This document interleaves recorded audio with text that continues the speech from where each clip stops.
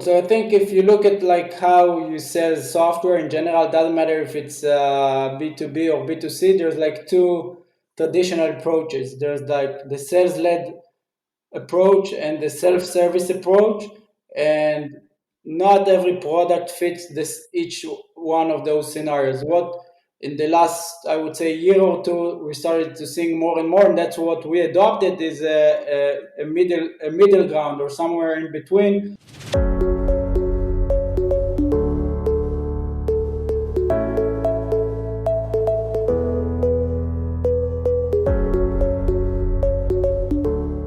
Welcome, everyone, to the Tech Business Roundtable podcast show. This is a podcast show dedicated to shining a spotlight on tech innovators, entrepreneurs, founders, and the compelling narratives behind the movements they've established.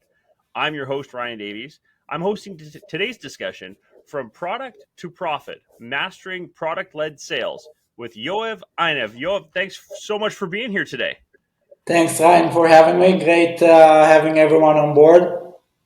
I think this is going to be fantastic. This is a topic, when we were talking before we started recording, as you said, this is something it's a big topic. It's almost like a buzzword now around the industry specifically. Lots of people are talking about it, but it's not necessarily well defined. It's not necessarily, in common conversation yet.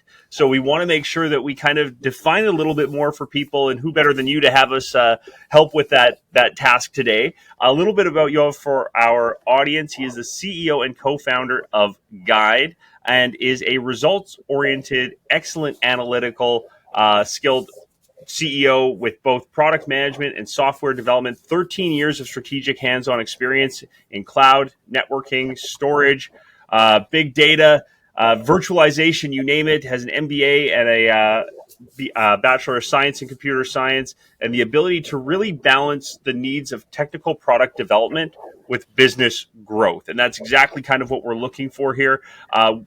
He founded and scaled the company from 750 paying accounts to over 30,000 users in a year with product-led sales motion. So when we talk about somebody who is talking the talk and walking the walk here with this topic, Yoav's our guy for this. Yoav, maybe give us a little bit more about the background, a little bit about Guide, and we can kind of start there as our lead into today's episode. Cool, thanks. And so I think in a nutshell, Guide is all about like finding the right balance between your day-to-day tools. Let's say you have PowerPoint on the one hand and you have a Zoom session on the other hand, where we're looking for a day-to-day tool that you can actually create a video, where video is probably the best or the closest format to a human interaction, where you can pass information, pass knowledge, and creating a video today is really challenging, whether it's like the voice quality, how you capture the screen, how you apply motion or transcript and stuff like that. So with Guide, we basically leverage AI to do all the heavy lifting for you. And in 2 seconds, you create a video. It's as easy as you take a screenshot. And then the best part is also the editing. Like editing a Guide video is like editing a PowerPoint. Anyone can do it. It's fairly simple, very easy. And that makes your ability to create video at scale and use it as a great tool for your customer success team, customer support team, your training or onboarding processes, really a breeze. So that's what Guide is all about. I'm Yoav. I'm based in Israel. My co-founder Dan is based in San Francisco. So the company itself is basically a US-Israeli company. And as you mentioned before, we're growing pretty fast. We launched the product a year ago. We already have 35,000 active users and growing 20% month by month. So it's really exciting. And have raised, what was it, over $11 million in your Series A fundraising as well? Correct. Total of 15.6. We just announced 2 months ago the A round funding led by Norwest and joined by Entry Capital. And I think we have some great investors that joined us to the team. And again, that's part of growing the team, both on the business side and on the engineering side. And that's really, that's what we're all about, scaling and growing and listen to the user needs. Unbelievable. I think, we're going to talk about exactly, again, you've instilled investor confidence that shows you have user confidence just in your insane growth numbers and how it's been going there from that side. And it really comes to a product led sales motion, as you mentioned. So let's talk about that. Can you start by explaining what a product led sales motion is and why it's become such a significant strategy in the tech industry? Cool. So I think if you look at like how you sell software in general, it doesn't matter if it's B2B or B2C, there's like two traditional approaches. There's like the sales-led approach and the self-service approach, and not every product fits this each one of those scenarios. What in the last, I would say, year or two, we started to see more and more, and that's what we adopted is a middle ground or somewhere in between, where you use a self-service motion to acquire the user. The user starts using the product, and then you can loop in a sales rep to help them convert to a paying account or maybe upsell to a different tier. So basically, in the I would say in a product-led sales approach, the product is front and center. The acquisition process is always through the product, and a sales guy will talk to a prospect only after he actually used the product, understand the product, got the value firsthand, and then the sales cycle will be much shorter and more efficient because it's not, you don't need to explain what guide is. You already tried it, understand it, and it's really about the what. I think that's an incredible change, from that, product led sales and product led growth, being able to really kind of drive it in that sense forward. How has your company been able to embrace that so well? Can you maybe share some specific examples or experiences that really have highlighted the effectiveness of that strategy? For sure. I think, first of all, if you look at the best, even PLG companies in the world, like Figma or Miro, most of their revenue comes from some sort of a product led sales or a traditional sales approach. So I think product led sales is a great, super efficient way to create a pipeline in a costly manner. Like the acquisition cost is really low, and it allows you to really scale the team with more marketing budget. You can bring more leads and enhance the pipeline. From our experience, I think product-led sales is first and foremost is about being data-driven, like not just looking at those traditional, I would say, sales metrics or SaaS metrics like cost of acquisition or LTV, like the duration or the lifetime value of the customer. But first and foremost, look at the usage metrics, because from a company perspective, the Northern Star of Guide is three metrics. One is visitors in the website to sign up, like how many users from the website started using the product. Then signups to activation. In Guide, an activation means like how many users created 3 videos in the first 2 days when they use the product. And from activation to conversion, for those activated users, how many of the activated users actually converted to a paying account. So I think those three metrics are what everyone in the company are looking at across the board: marketing, product, sales, customer success, customer support. And then that aligns everyone on the product, on the value, and how to scale the company and make sure it's consistent and there's no leaking buckets in the chain. Excellent. And I think, with that, you obviously have to have two sides to this, and it's your team and the user as well. So let's start with your team, right? And being able to build the culture around that. So how have you been able to instill that product led mindset within your organization? Have you had any challenges aligning to that approach, or has it been, fairly well received in terms of being able to approach it that way? Cool. So I think if you look at more traditional sales, B2B, there's always like MQLs, like marketing qualified leads and sales qualified leads. In our world, everything is a PQL, a product qualified lead. And even on top of it, we look at it in the account level, what you call the PQA, like a product qualified account. Because if you think about it, like a team of 5 users that created 10 videos has more value than a single user that created 10 videos. So that's why we look at it in the account level. and that helps align everyone at the goal and what's valuable for the user. So that's, I think, the first part. From a company perspective, I think it's both the user side and the product, but also the skill set of the actual team. The marketing team experience or the CS team experience is really different approach than a traditional sales SaaS company that are doing a lot of Zoom session, because you need to be much more data oriented, and every process should be automated because you're talking about scale, handling tens of thousands, hundreds of thousands of users. You need to be like really focused, laser focused based on the data, and have all the both the BI capabilities and the triggers to make that happen.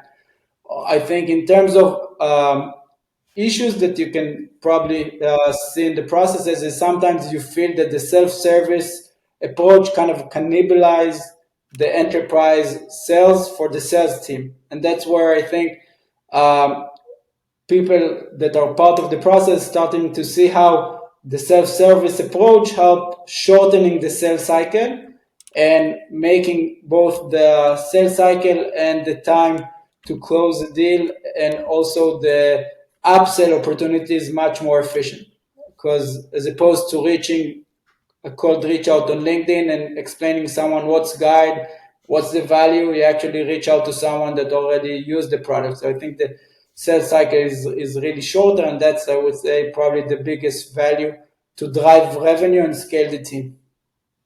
And with that, again, it's a very user-centric approach, right? So in this product-led sales motion, that experience is absolutely crucial. How do you ensure that the product is not only functional but user-friendly? As you said, you're getting customer feedback and you are taking cycles of that to be able to consistently and have a continuous improvement process. How have you been able to be so successful with that part as well? So I think part of it is, first of all, we use Guide a lot inside Guide. Like I think Guide, the fact that we leverage video, like short videos, highly personalized videos based on the user journey, based on the persona, based on the phase in the life cycle of the user, it's really effective. And we can see that the user that watches those videos are 40% more likely to convert. So that's, first of all, the core of Guide used inside Guide. On top of it, I think those metrics, which I mentioned before, let's say one of the metrics we're looking at is the product stickiness. Like it's the how many of the monthly active users are actually using Guide on a daily basis or on a weekly basis. So the more people that are using it on a daily basis or a weekly basis, the more likelihood for them to stay in the platform, expand, and so on. Another great factor is what you call the K factor, is the how many users each user brings to the product. That's part of the virality of the product and how you can scale without additional marketing spend. So for example, Slack, which is probably one of the best B2B products, their K factor is 8.5, means that every user brings almost 9 more users to the platform. And in Guide case, a lot of the internals of the product is how to make people that watch a guide actually sign up to Guide, how to make people that create a guide invite more creator. And I think that's a crucial part of growing in an effective way without just throwing more marketing budget. And you just touched on it there. It kind of goes right into my next. In fact, you've already answered most of it, but maybe we'll just summarize it in one section here in terms of measuring success of this approach. Right? You mentioned there's different metrics and indicators in terms of the product qualified leads, in terms of that K rate, things like that. So, what metrics and indicators do you think that tech business founders should be monitoring to assess the success of this strategy? Cool. So I think one of the when you start scaling the revenues, I think one of the most effective ways is the CAC payback, like the cost of acquisition payback, which is basically your break-even point, how much money you spend on marketing, then acquiring the user, and then becoming paying account, and how long it takes them to bring back the cost. So I think the industry benchmark is anywhere between 5-6 months to around 15 months. That's the range of what like the best I would say SaaS companies.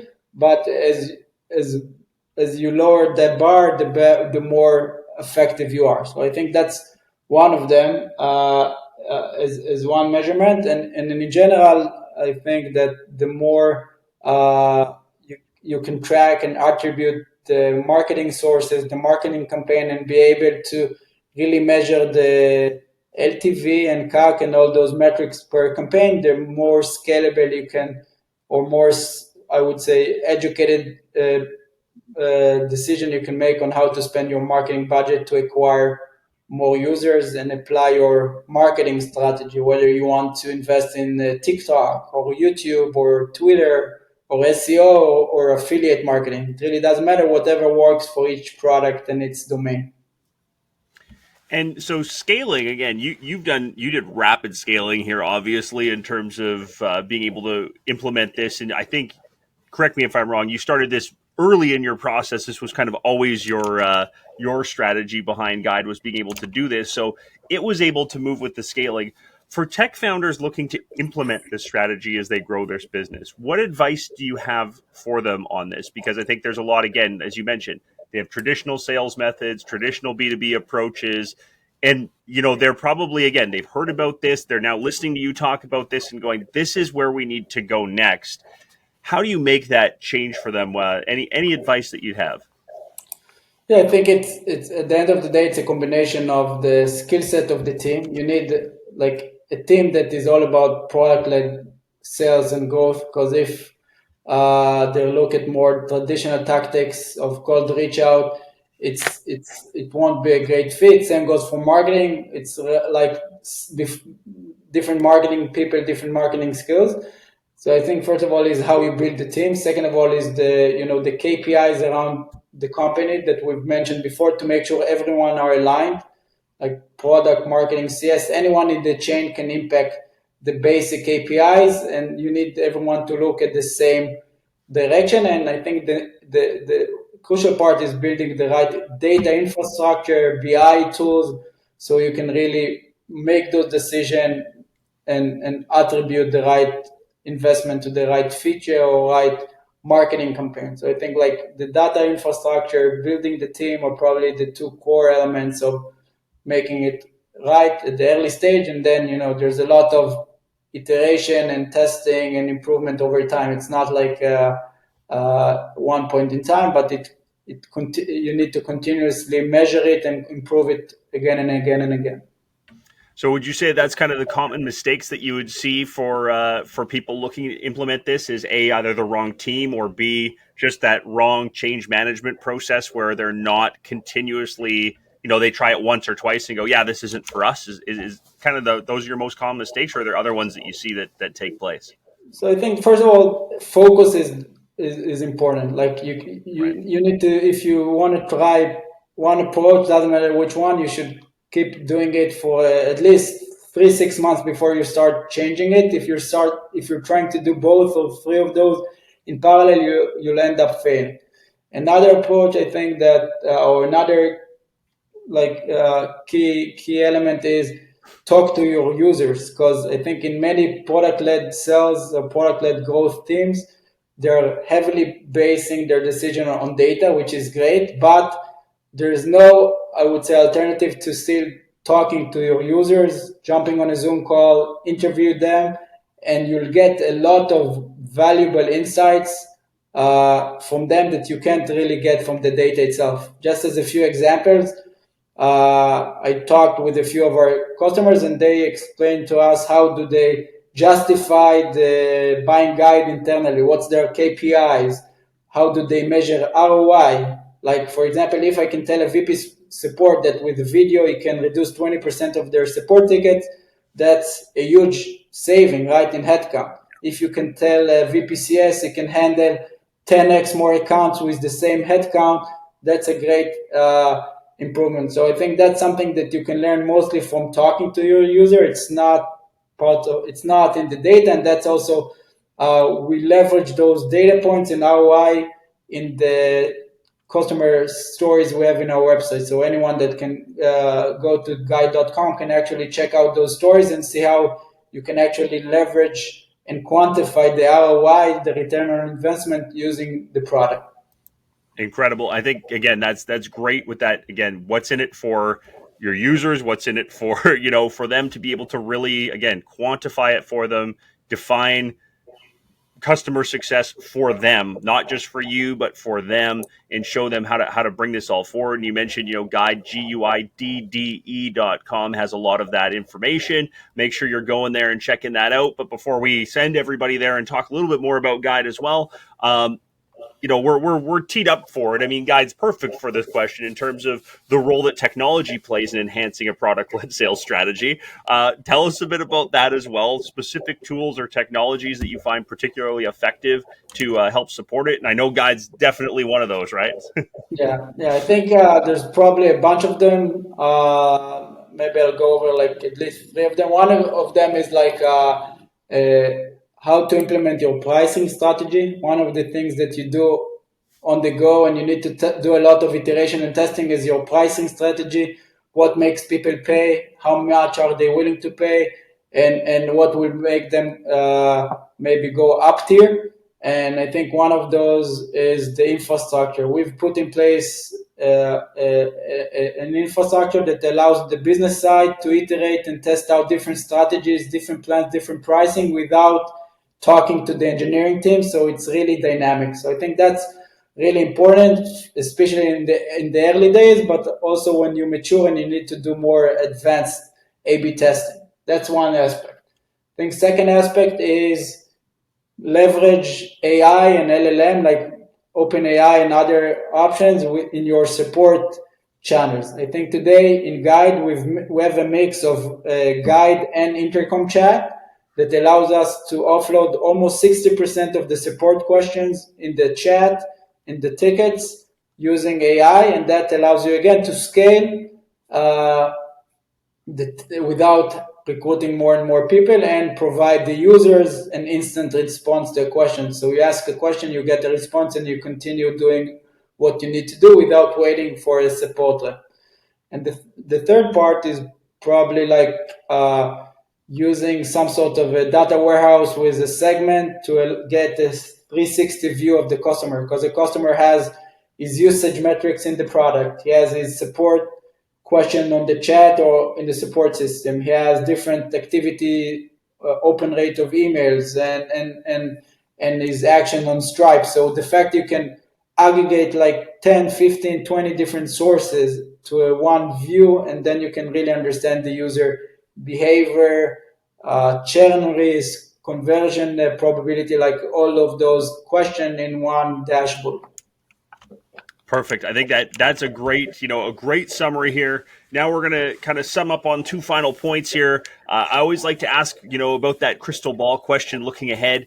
This kind of seems like where it's transitioning, particularly for a majority of tech businesses. It might not work for all tech businesses, product-led sales, but because this industry is really focused this way, right? This is kind of where you see that this trend going. How should founders prepare for this? Where do you see this kind of going? Do you see this being the way to success for tech businesses moving forward, especially ones that are in that startup scalability stage? So I think it really depends. It doesn't like product, let's say it's not a fit for every industry, every product. It really depends. There's industries that you see different product with different motion. Really, sometimes it depends on the persona. Let's say if you're targeting healthcare and there's a lot of compliance and legal issues and privacy issues, probably self-service is not the right approach. If you're targeting engineers, they love to test out new products without talking to a sales rep, so self-service can work great. So I think, first of all, it depends on your industry and the persona or the ICP that you are targeting. And second of all is how easy it is to use the product. If you need someone in the process to help the user to onboard, then you need some more sales or even a pre-sale guy in the process. And third and most important is probably the value, what I call time to value. If the user can see the value of your product in 5-10 minutes, that's a great strategy for you. If he needs 2 weeks of onboarding and iteration and integration, you need to go to probably to the more sales led approach. Perfect. And so to wrap up here, we're going to go two final points here. One, maybe a final piece of advice, insight, something for tech founders. I mean, this whole entire episode has been fantastic advice and insights on this idea, but who are considering adopting this process of a product-led sales strategy for their businesses. Any kind of piece of advice that you would have for them? Yeah, I think probably the best advice is always test before you build as much as you can. Like there's a few great examples. You can test out new features or new ideas based on a prototype in Figma, based on user interviews, based on just even place a button and see how many people are actually clicking it before you actually implement the features. So I think test before you build is a great idea. And then also everything you build, do it in a really small incremental. So you can always test it out, get to production, see how it's adopted by users, and then decide if you want to double down or throw it away. Because that's something that you got, like, especially founders are in many of the cases they're in love with their ideas and they're not actually put it into the test. So be open to criticism and feedback. Excellent. And finally, Yoav, thank you so much for being here. But before we go and sign off, CEO, co-founder of Guide, GUIDDE.com. Tell us a little bit more about Guide. I know you're going to have people listening to this going, first of all, I need to talk to you about your approach. And second of all, I need to bring this into my business as well. So tell us a little bit about both those, how people get in contact with you, and a little bit more about how Guide can help our listeners out to help their scalability and their sales approach. Cool. So I think, so first of all, Guide in a nutshell helps you in 2-3 seconds to create a video that explains any process, any feature, any workflow that you want. So instead of answering the same question again and again and again over Zoom, over email, over Slack, you basically click on a button. In 2 seconds, we'll create the video for you with the motion, with the voiceover and the script, with the visual and everything. And you don't need any skill, graphical or design skill. It's really out of the box. So that's something that I invite any one of our listeners to actually sign up to Guide and try it out. We have a free version, first 25 videos free of charge, so you can actually test it out as much as you want. And of course, if you have any question inside the product, inside the website, you can reach out to the team and you'll probably get an answer in a heartbeat. So again, I invite everyone to test it out, and the product probably speaks better than any pitch that I can give you here. Fantastic. And then to get in contact with you, because I'm sure people are going to want to ask you a little bit more about, your approach, your strategies, and things like that. Easiest way. Yeah, so probably LinkedIn is the best way. Just connect to me on my LinkedIn profile, Yoav Einav in LinkedIn, and I'll be happy to chat with anyone that has question, advice, or any recommendation on anything that we can do differently. Perfect. There it is. So with that, a final minute to say thank you, Yoav, Einav, for this amazing podcast from product to profit, mastering product-led sales. What a dream guest you were. Thank you so much. We covered so much here. I think we're going to have you back again with, we could offshot that into 10 different topics as well to really break it down. So thank you so much for being here today. I know you're incredibly busy, and congratulations on all your success. We're going to have to do another follow-up here with another episode and just see where that user count continues to grow and grow. So thanks again for being here. Really appreciate it. Thanks, Ryan, for having me. And yeah, I really enjoyed the conversation. I'd love to come back. Just pick the topic and we'll follow up. I love it. That's what I love to hear. Our listeners love to hear that too. And speaking of our listeners, I want to thank them as well. As you know, we can't do what we do without you. So until we meet again with another amazing TBR episode, I'm your host, Ryan Davies. Thanks, everybody. Take care.